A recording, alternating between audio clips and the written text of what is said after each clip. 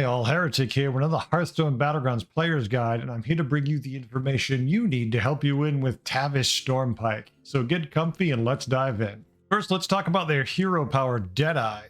This costs 0 gold and reads, take aim, start of combat, deal 1 damage to your target, upgrades each turn.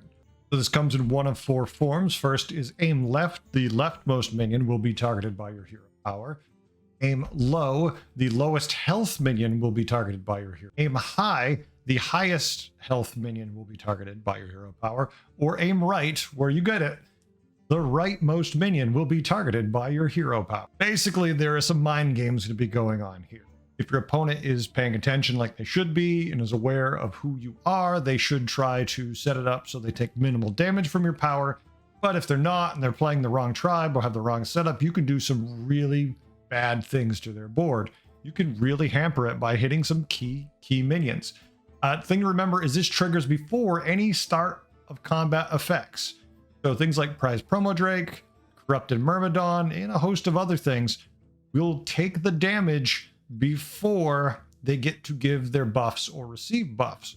So if you kill a Prize Promo Drake before it gives those Tarragosas the buffs, gone, no buffs. Now, if your opponents are running mechs or something that's heavy in Divine Shields, it's going to be a little harder to get the value out of those shots, but at the very least, if you hit their leftmost minion and you know your taunt is bigger than it or has poison, you're at least going to take out that first attacking minion. A little more difficult on a board full of Divine Shields, but you still can use it to your advantage.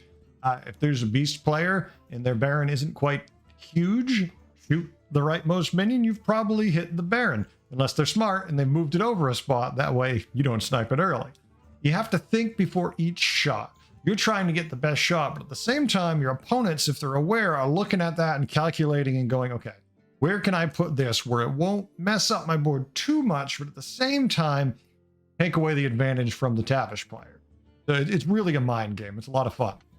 Now, when tiering with Tavish, I usually try to keep a really open mind. Basic curve is where I will start. And depending on the strength of my opponents and what is offered to me, how they're tiering, you know, I've done everything from warrior curve, 3-on-3. Doesn't matter. It's what the board is giving me and what my opponents are allowing me to get away with during those first 3 or 4 turns that really is what you're going to use the hero power to help you dictate, because it gives you a hair more tempo and the ability to kill their minions potentially before they get to do anything, and that's huge.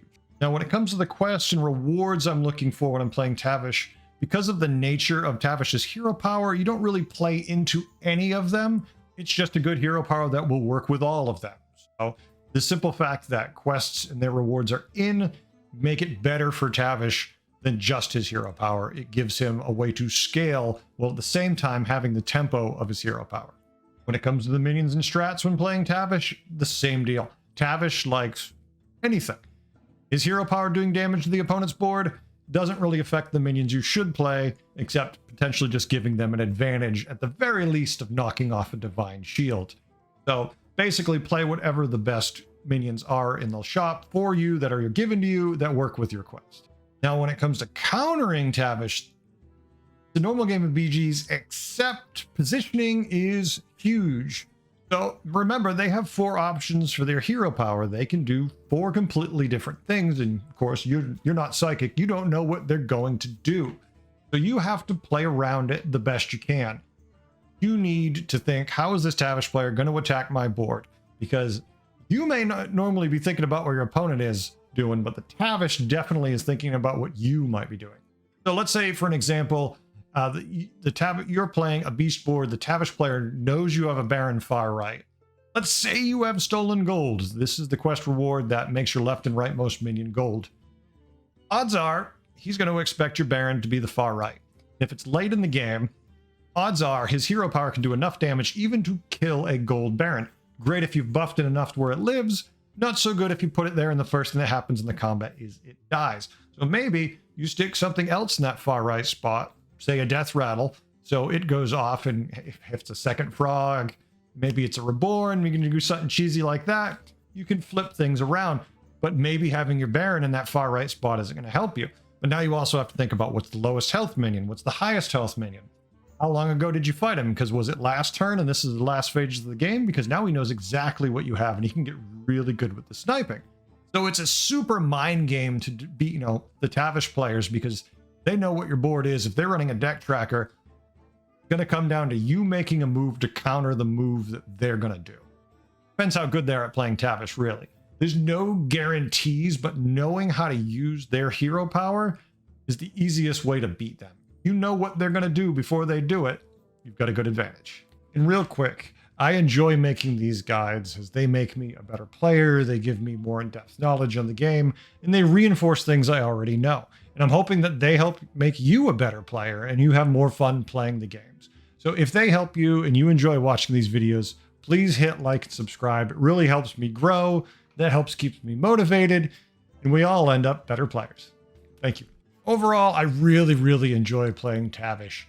It is just a good interactive mind game, going back and forth with your opponents, especially with positioning and yours, theirs. There's just so much to unpack and deal with. The quest and rewards really make it so you have more of a long tail in the game, as opposed to a hero power that just kind of hits one thing and maybe hopefully kills it or knocks a shield off. Now with the quest and rewards, you can grow even more. It's just a great hero power now that has ever expanding options. It's just a lot more enjoyable, and it makes the game a lot of fun. The quest and hero power combination with this hero really add a 1-2 punch that make Tavish a great hero to play. Stay tuned. I have more guides on the way, and I hope you learned a few things today and had a good time. I know I did. Thanks for watching. Bye.